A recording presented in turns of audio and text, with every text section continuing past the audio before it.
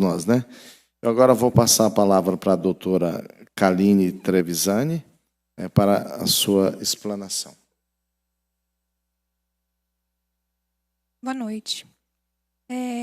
Eu sou médica da Secretaria de Saúde e sou pessoa com a síndrome de Ehlers-Danlos, com diagnóstico há 1 ano. E há 1 ano eu estou afastada da secretaria por conta da doença. Então, eu vou falar um pouquinho sobre a síndrome de Ehlers-Danlos, na verdade, e a partir dela eu vou fazer algumas perguntas e algumas considerações.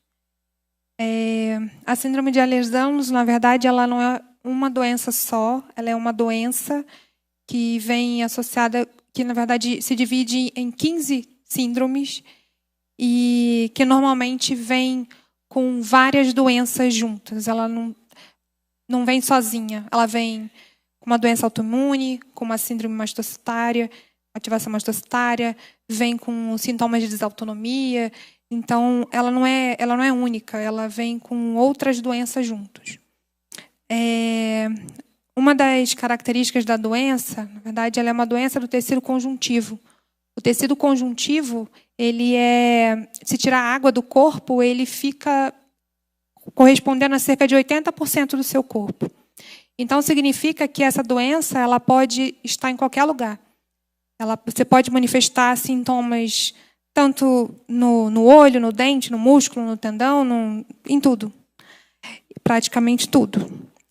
E ela tem como uma das características que representa a doença, na verdade, a hipermobilidade articular, a hiperelasticidade, a dor e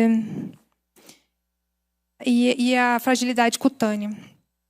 Acontece que uma das características que fica muito marcada para os médicos que se formam durante a formação acadêmica é a hipermobilidade e a hiperelasticidade, que são características comuns da síndrome de Ehlers-Danlos clássica. Como eu disse, são 15 tipos. E acontece que a hipermobilidade ela pode acometer de 5% a 55% de uma população. Então, significa dizer que mais da metade de uma população de uma determinada região pode ter hipermobilidade. E isso acontece a fazer falsos julgamentos, digamos assim, ou julgamentos errôneos de serviços, inclusive serviços de referência no DF, de que a síndrome de Ehlers-Danlos é uma doença benigna, quando, na verdade, ela é uma doença causadora de sintomas extremamente incapacitantes e graves.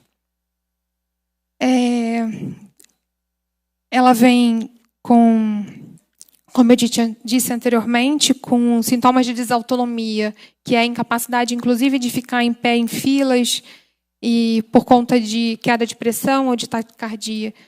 Vem associada com fadiga crônica, que, apesar do preconceito com relação ao nome, ela não é exatamente um cansaço que eu tenho depois que terminou o trabalho. É um cansaço extremamente insuportável, sendo muitas vezes considerado preguiça. Dentre outras coisas, a gente tem a fadiga crônica associada a diversas outras doenças raras, como o próprio lúpus, a esclerose múltipla e outras doenças mais. A síndrome ela não é uma doença benigna. Entre as sintomatologias graves, a gente pode apresentar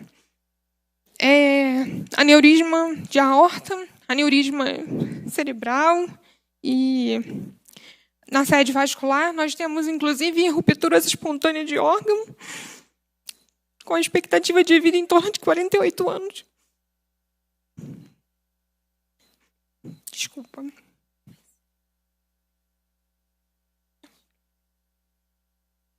Não. Pode deixar.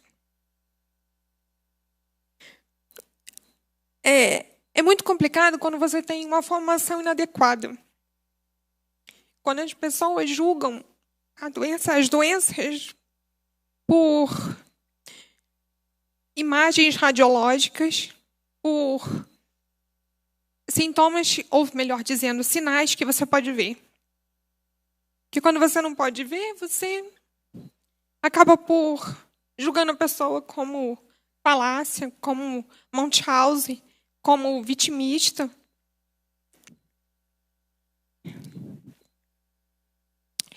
E isso é muito complicado, porque cada dia mais a gente pensa que as doenças elas vão surgindo, entre aspas. Na verdade, a gente vai descobrindo as doenças e a formação acadêmica ela não evolui. A gente continua formando os médicos da mesma forma que eram formados há 30 anos atrás, com diferencial. Há 30, 50 anos atrás, o médico formado, ele saía da faculdade de medicina sabendo fazer uma boa anamnese e um exame físico completo. Hoje, mal se faz uma história. Você tem 15 minutos de atendimento, 20 minutos de atendimento para fazer uma história de um paciente que tem um acometimento em 80% do corpo. Como você faz um atendimento desse? Você não consegue. E aí, você, além de não ter mais a agilidade, né, o tempo disponível para fazer a anamnese e o exame físico, isso deixou de ser primário, passou a ser secundário, porque o que importa é o exame de imagem, é o exame de sangue, que nem sempre vai dar o resultado. O médico que atende o paciente na área primária de saúde, nas áreas básicas de saúde, são médicos que vão suspeitar do diagnóstico do paciente que tem uma doença rara. Eles precisam saber o mínimo, o básico, para que eles possam estar suspeitando de doença. A gente tem uma referência, uma estimativa de que 13 milhões de pessoas teriam a doença, uma doença rara no Brasil. Eles estão diagnosticados. A gente tem um sistema de informatização hoje. Onde estão esses doentes? A gente não sabe nem qual é o lugar que a gente precisa investir mais, porque a gente não tem isso catalogado. A gente, mesmo que tivesse, eles estão perdidos, porque os próprios profissionais de saúde não conseguem fazer o diagnóstico, não conseguem pensar num doente raro, porque não foram treinados a isso. A doença rara, 13 milhões de pessoas, é raro, realmente é raro. É raro um indivíduo, mas não um grupo populacional. Eles não são raros. Então, se você pensar que são 13 milhões de pessoas, eu vou pegar um paciente raro, com certeza. Mais de uma vez, várias vezes. E eu vou deixar passar. Eu vou tratar um paciente que tem uma doença como síndrome de Ehlers-Danlos como fibromialgico, porque eu não consigo pensar que o fato dele ter dor não quer dizer que ele não tenha uma outra doença. Então, eu posso ter uma porcentagem enorme de fibromialgicos, por exemplo, com diagnóstico errado. Eu não tenho isso. Eu não tenho esse dado. Eu não sei. Quando falam para mim que existem 13 milhões de pessoas com a possibilidade de ter doença rara, nós temos que lembrar que a gente tem formados 300 geneticistas no país. Isso daria em torno de 40 mil pacientes por geneticista. 40 mil pacientes por geneticista. Se a minha conta não estiver errada. Eu não sou muito boa de matemática, afinal de contas eu estou na área de saúde. Mas, enfim. Desses 40 mil pacientes, um centro de referência dá conta de atender 40 mil pacientes? Como funciona isso? Isso é uma dúvida que eu tenho, na verdade, com relação, inclusive, à formação das pessoas que vão estar dentro desse centro de formação. A Portaria 199 direciona de que centros de referência, na verdade, centros especializados, deveriam ter pediatras, clínicos gerais, neurologistas e geneticistas, além de nutricionistas, fisioterapeutas e etc.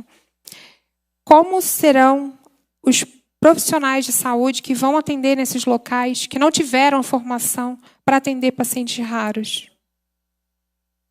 São coisas que eu não vejo a gente pensar, mas, na verdade, as pessoas que vão estar atendendo não tiveram nenhuma experiência com eles. E como é que eles vão chegar para fazer esse atendimento?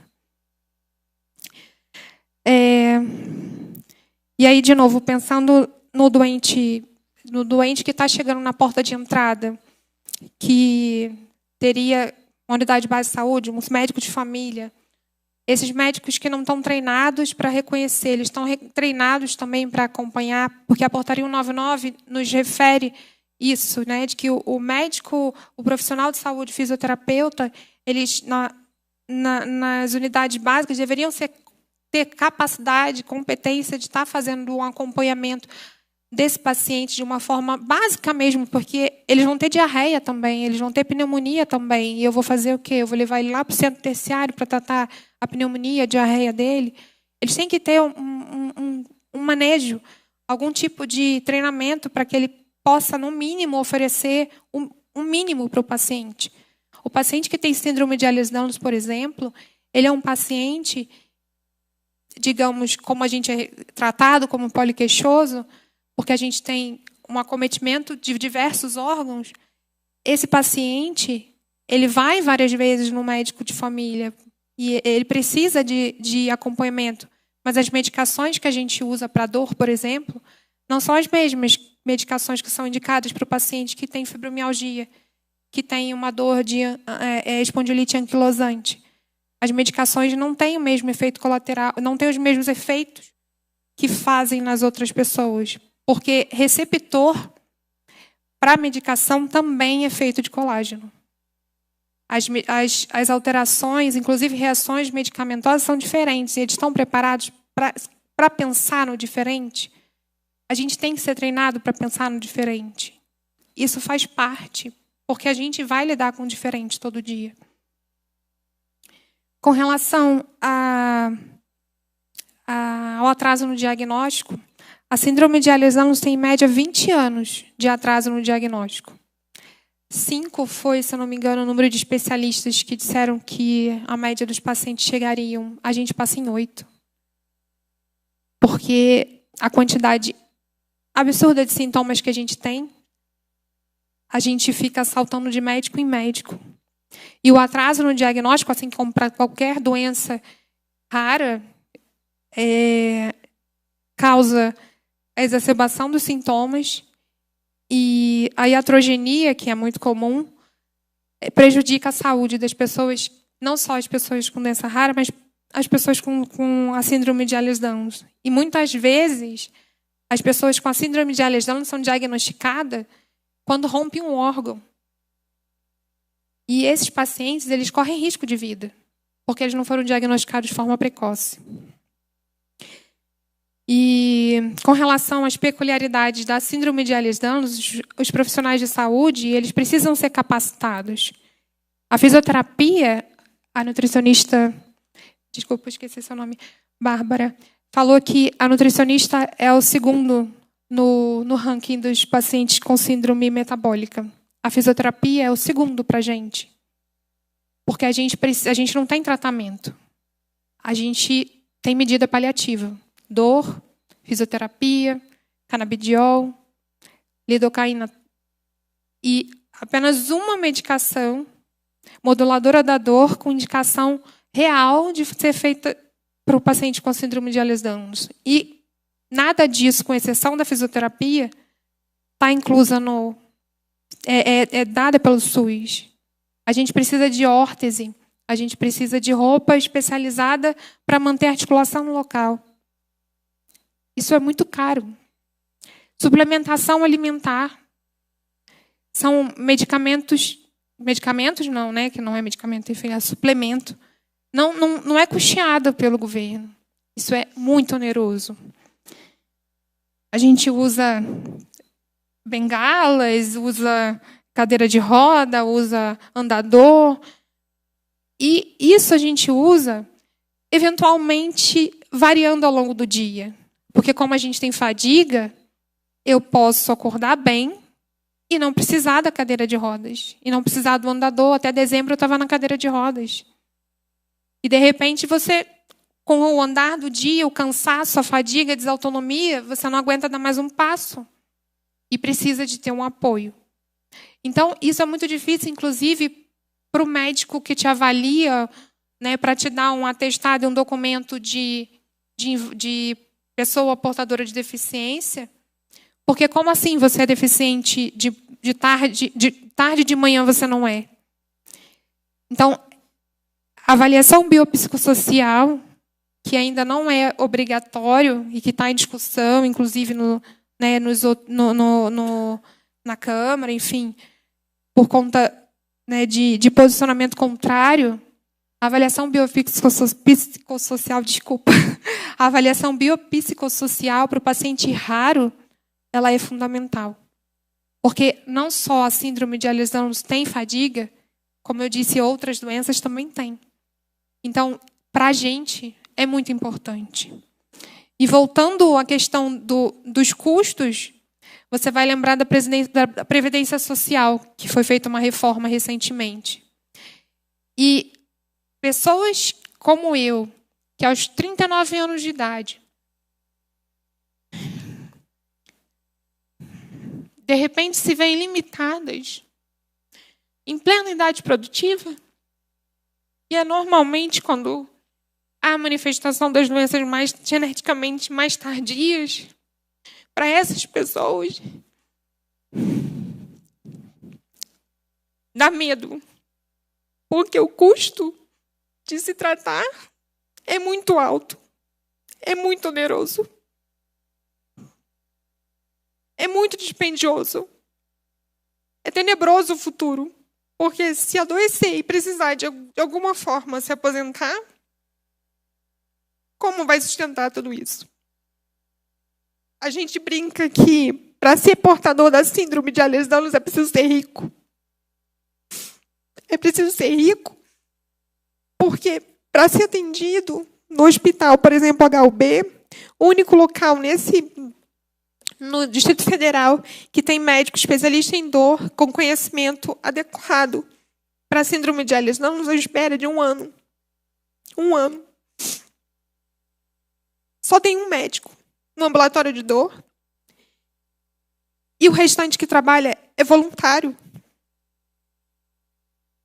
As pessoas vão lá e trabalham de trabalho voluntário, tem período de férias, que segue o calendário da universidade, porque as pessoas que trabalham dentro do ambulatório normalmente são vinculadas à universidade, alguns são vinculados à universidade. Então, a pessoa fica 1 ano, espera 1 ano, ela é treinada para cuidar e fazer os seus exercícios, e ela precisa receber alta para entrar outros, para fazer o mesmo ciclo, para ser treinado, para poder... E esse acompanhamento ele acaba não existindo de uma maneira longitudinal.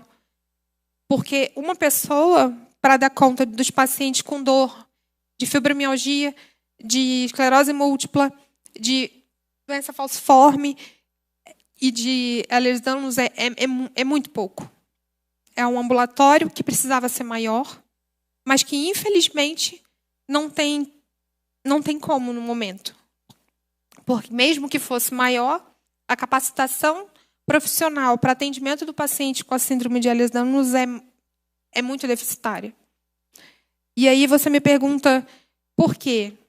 Na verdade, de novo, a síndrome de Ehlers-Danlos ela tem como característica a hipermobilidade. E a hipermobilidade não é doença, ela é uma característica como a cor do olho, como a cor do cabelo, como a cor da pele. E ainda assim, por isso é considerada por alguns médicos como doença benigna, que não tem nada. E aí isso remonta a início do século, na verdade, do século passado, quando foi feito o diagnóstico, e o relato das pessoas que descobriram Ehlers e Danlos era de que são pessoas de circo, porque hipermobilidade, botar o pé na cabeça, puxar a pele, pessoas de circo. E isso ainda perpetua na cabeça de muito centro formador, de que não tem nenhum malefício botar o pé na cabeça. E que não causa lesão, ao contrário. Causa lesão, machuca, lesiona a articulação. E o exercício que é feito para recuperar a musculatura desses pacientes é muito diferente do que seria feito para qualquer outro doente. E a hipermobilidade pode atingir até 55% da população. E a gente está lesionando as pessoas. Porque 55% da população está fazendo exercício de forma errada. E aí você tem um paciente que não melhora nunca do processo de dor e você não sabe por quê. Porque ninguém sabe reconhecer o que é um paciente hipermóvel. Isso é medida de saúde pública, inclusive. Se é 55% da população, isso é medida de saúde pública.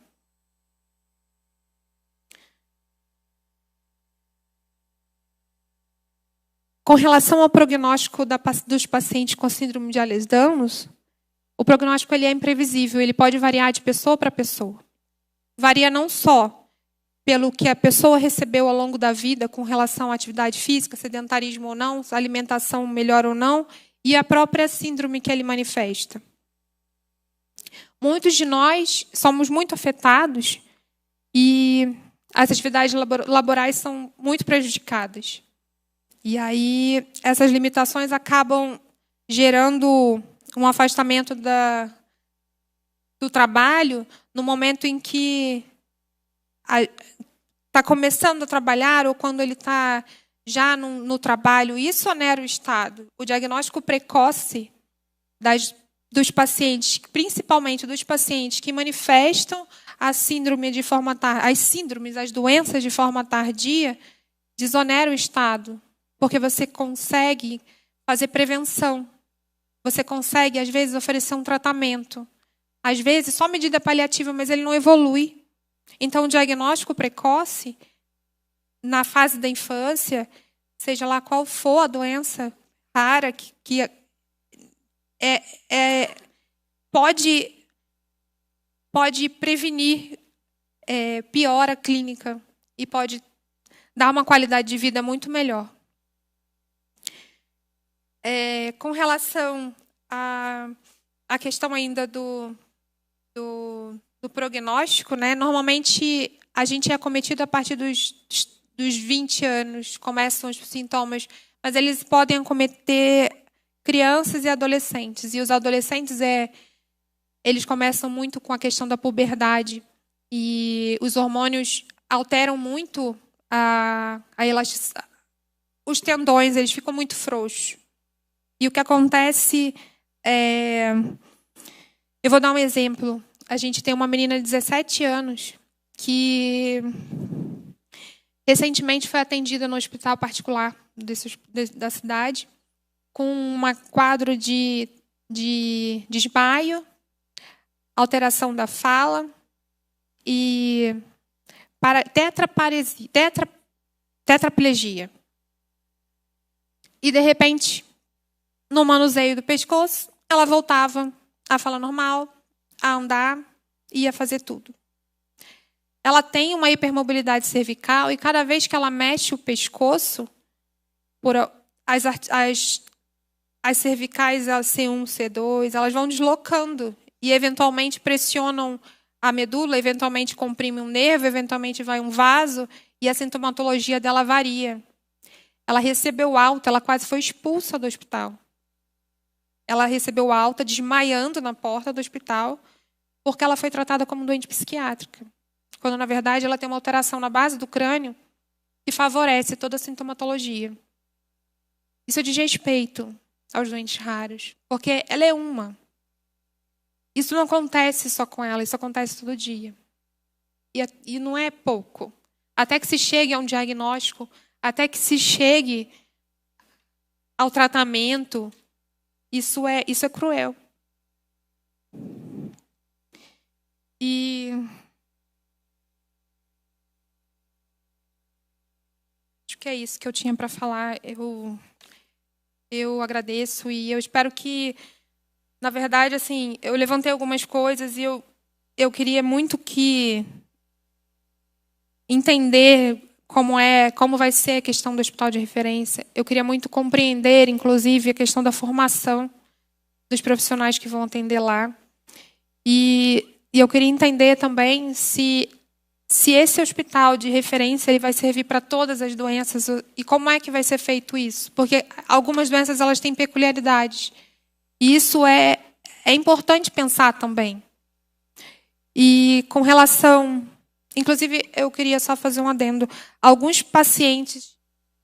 Foi você, Caliane, né? Aliás, parabéns, viu? Porque empatia é muito comum do pediatra. Eu também sou pediatra. Eu acho que a empatia a gente encontra... É difícil encontrar, na verdade. Eu acho que, no fundo, não é todo mundo que sente o que o outro está sentindo e tem essa relação de respeito pelos pacientes raros. E, como a Bárbara falou, né, ser profissional de saúde que trabalha com raro é raridade mesmo. E é por isso a minha preocupação e o meu querer entender como é que serão os profissionais que vão atender nessas unidades. Porque se eu vou aumentar o número de pacientes, se eu vou ampliar também a questão dos profissionais que vão estar lá. E esses profissionais não foram preparados para isso. Tem alguns centros de referência nesse distrito, né, no Distrito Federal, que, inclusive, eles não aceitam mais pacientes com a síndrome de Ehlers-Danlos. Eles leem e já escrevem de volta dizendo que nós não atendemos essa patologia, porque é uma patologia que não tem cura, não melhora a estatística, o paciente que chega é paciente para a vida toda, e eles não querem. Então, isso de novo, é desrespeito ao paciente raro, em pleno mês de raro, receber um documento assim é muito triste. Sim. Acho que é isso, gente. Obrigada, viu? Muito obrigado, doutora Kaline, pelo seu depoimento, sua indignação também.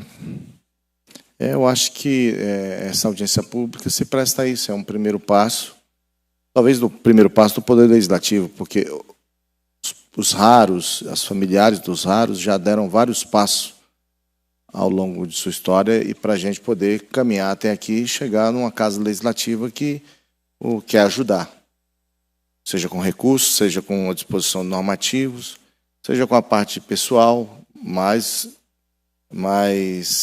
nutricionistas, fisioterapeutas, mas, obviamente, com a preparação. Mas penso também que se a gente não tentar, né, nós vamos continuar com as mesmas deficiências de diagnósticos atrasados, de preconceito, que isso realmente é inconcebível, é algo...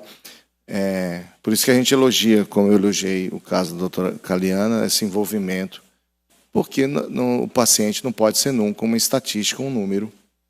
Então tem que ter esse envolvimento. Agradeço o seu depoimento corajoso, elucidador dessa síndrome tão específica, e a gente vai seguir trabalhando aqui aí numa sede diferente, que é a frente parlamentar, com reuniões periódicas, o nosso gabinete, nossa equipe, o diálogo. O centro de referência, eu penso que ele vai evoluir também quando ele estiver constituído, né? O seu início não vai ser uma perfeição, até pela dificuldade de formação que todos salientaram aqui, dada também a dificuldade de você unir dentro de uma política única 6, 8 mil síndromes diferentes, que aí geram esse desconhecimento, essa ignorância no sentido mesmo de não conhecer, de não saber. Achei também muito corajoso o depoimento da doutora Caliana, mais um, quando a senhora falou que nunca tinha ouvido falar de síndrome de Rett. Eu vou atrás. Mas é também uma oportunidade para o profissional crescer e entender. Então, eu acho que o centro ele vai caminhar nessa linha. Porque eu penso que talvez seja uma análise de fora e equivocada até. Mas, para trabalhar com raro, tem que ter o desejo de se trabalhar. Então, quando você tem o desejo, você vai atrás, você busca o conhecimento. Talvez seja esse o caminho. Vamos trabalhar assim. Obrigado.